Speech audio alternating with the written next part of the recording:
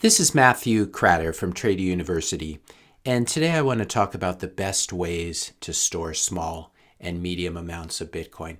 The context for this is not your keys, not your coins. If you leave your Bitcoin on an exchange like Binance, Kraken, Coinbase, Gemini, Strike, really any exchange, you are at risk of potentially having your account frozen or your coins frozen. This happened with Binance just a couple months ago, where it was, in this case, it was temporary. Customers weren't able to withdraw their Bitcoin and other cryptos.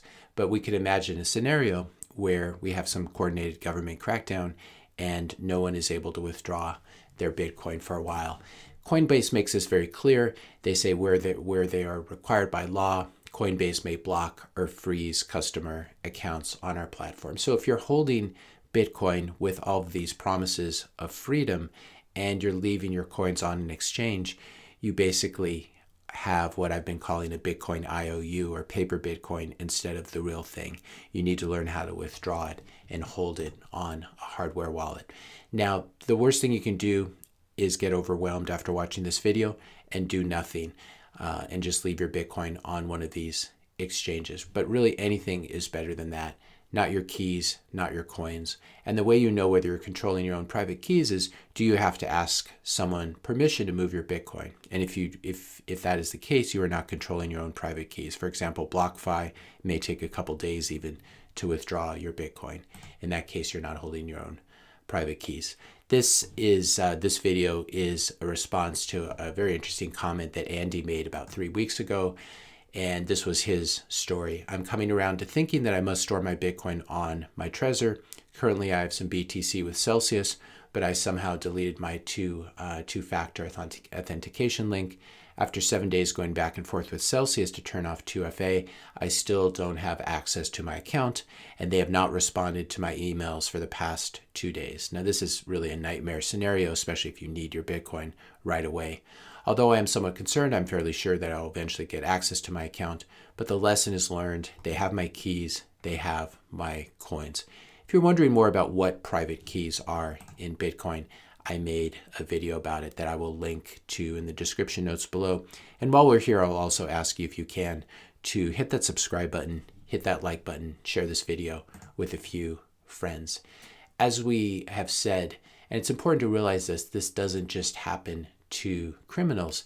Your account could get frozen or confiscated for any reason. Even if you're a good person, maybe you have a regime change in your government, maybe the law changes, maybe you're accused of a crime you didn't commit. If you're somewhere where your local currency, even heaven forbid the US dollar, starts to fail, you can be certain that all the Bitcoin on exchanges will be seized by the governments, by the local governments. In addition, if you leave your Bitcoin on an exchange, they can get hacked by criminals or by the owners themselves. And this is very similar to what happened with Mt. Gox. You can lose all of your Bitcoin. And even if that exchange has an insurance policy, if you go and look at the details, in every case, or in almost every case, the amount of insurance does not cover the total amount of assets that they're holding. So you might get back 50 cents on the dollar, as we would say. If you don't hold your own private keys, it's also very bad for the Bitcoin ecosystem as a whole. We have this precedent of Executive Order 6102, where President Roosevelt basically confiscated all Americans' gold. You were able to keep a small amount in jewelry or something like that, but they basically wanted to devalue the dollar, so they rounded up everyone's gold, most of which was just sitting in bank accounts. They paid a low price for it and stuck it in Fort Knox, and then they revalued the dollar. So this can definitely happen, and if this were to ever happen to Bitcoin, it would not be good for the Bitcoin ecosystem, not to mention the individual holders. If you are enjoying this video so far, as I said, be sure to hit that subscribe and like button. Take your Bitcoin off the exchange or the app that you used to buy it. And now I'm going to talk about possible places to move it. You can move it to a software wallet on your phone, for example. I do like Blue Wallet and Moon Wallet. I'll show you those in a second. But don't put more money here than you would keep in your wallet, in your back pocket, or in your purse or something like that. So depending who you are and where you live, maybe this is just a few $100s worth of Bitcoin at most. Now, software wallets on your phone are probably more secure than software wallets on your laptop or desktop. Phones tend to leak a little less privacy or have better security. They obviously leak a lot of privacy as they're basically spy phones, but they're more secure from hackers. Whatever is running on your laptop or desktop, there's a much higher chance that there's malware there, for example. Also, be sure, don't use just any random Bitcoin wallet or crypto wallet from the Google Play Store or from the Apple App Store. A lot of those top-ranked wallets are really bad, and a lot of them I've actually never heard of. They're probably closed source, etc.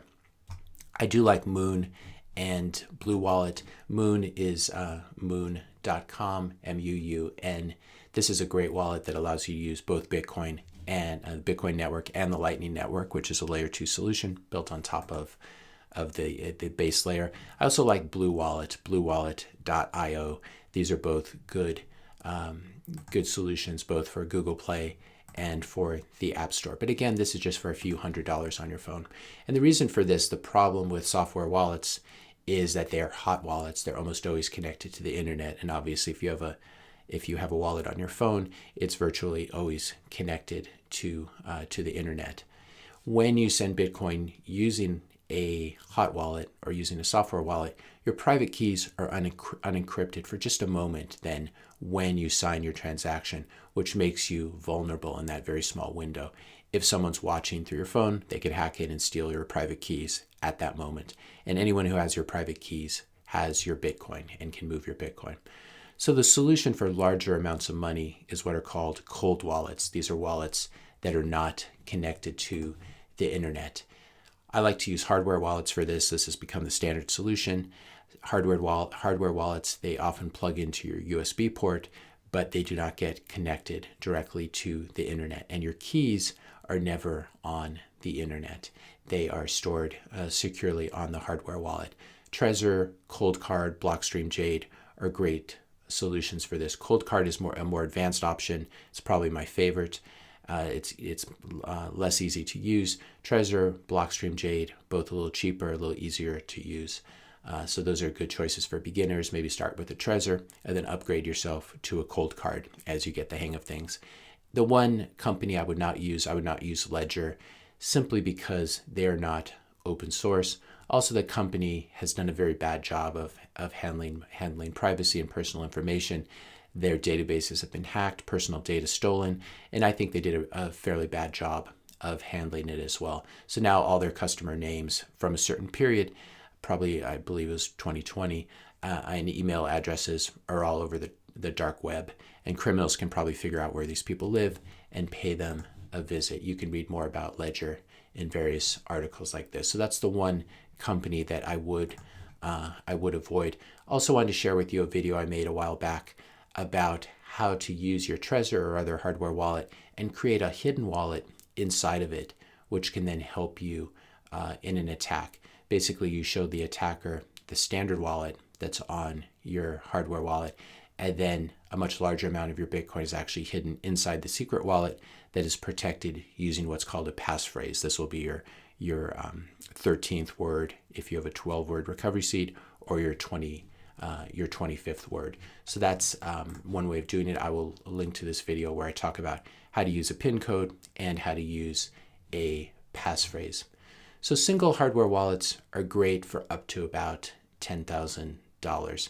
These amounts will vary, of course, depending on your personal circumstances. For some people, $10,000 is a really nice bottle of wine for a special dinner. For other, it's total life savings or even more than total life savings. A hardware wallet, like the ones I've talked about, Trezor, Blockstream Jade, Coldcard, they cost anywhere from $50 to $200 US dollars, depending which model you get and which brand. So it probably doesn't make sense to get one of these if you have less than $500 worth of Bitcoin. In that case, maybe you just store it on a software wallet on your phone, like Muun or Blue Wallet. But one thing to consider, let's say, for example, you have $1,000 worth of Bitcoin today. If Bitcoin does what we expect it to do, even in a fairly short period of time, Bitcoin could be worth $10,000 next year or the following year.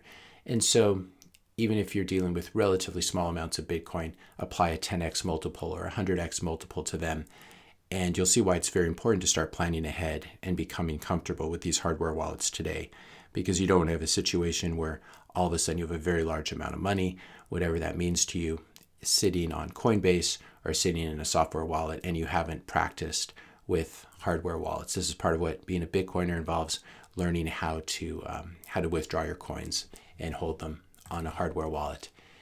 Now, one hardware wallet is what's called a single sig solution. It's a single signature with one set of keys that's required to move your coins.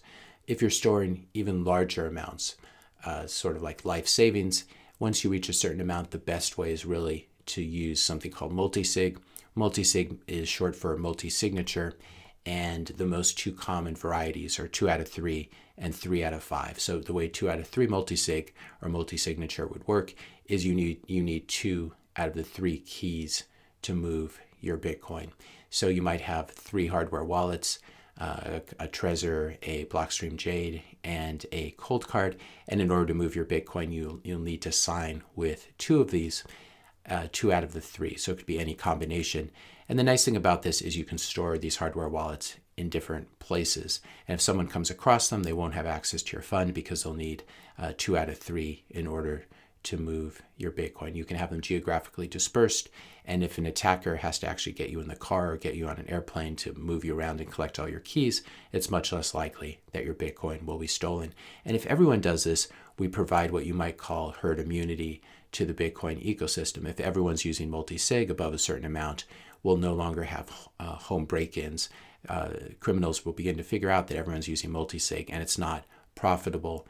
There's not low-hanging fruit, just breaking into people's houses, putting a gun to their head, and asking for their hardware wallet. Unfortunately, this is the reality of self-custody and personal financial responsibility, so it is something we need to talk about. I'll talk more about multi-sig and the details of how it works in a later video. If you found this video helpful, be sure to hit that subscribe and like button. Hit the notification bell if you want to be notified when I publish my next video. And let me know your questions and comments in the comment section below. Thanks a lot for watching, and I'll see you in the next video.